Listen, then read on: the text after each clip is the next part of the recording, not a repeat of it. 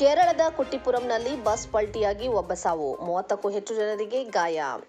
ಸ್ಥಳೀಯ ನಿವಾಸಿಗಳ ಪ್ರಕಾರ ತ್ರಿಶೂರ್ನಿಂದ ಕೋಜಿಕೋಡ್ಗೆ ಪ್ರಯಾಣಿಸುತ್ತಿದ್ದ ಬಸ್ ವೇಗವಾಗಿ ಚಲಿಸುತ್ತಿದ್ದಾಗ ಚಾಲಕನ ನಿಯಂತ್ರಣ ತಪ್ಪಿ ಅಪಘಾತ ಸಂಭವಿಸಿದೆ.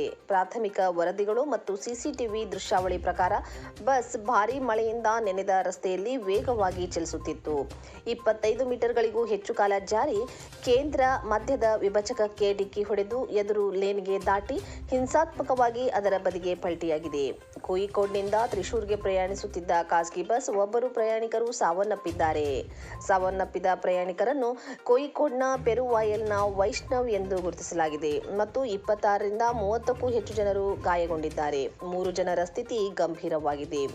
ಪರಿಣಾಮ ಎಷ್ಟು ತೀವ್ರವಾಗಿತ್ತೆಂದರೆ ಬಸ್ಸಿನ ಮಧ್ಯಭಾಗವು ಸಂಪೂರ್ಣವಾಗಿ ಛಿದ್ರಗೊಂಡು ವಾಹನವು 2 ಭಾಗವಾಯಿತು.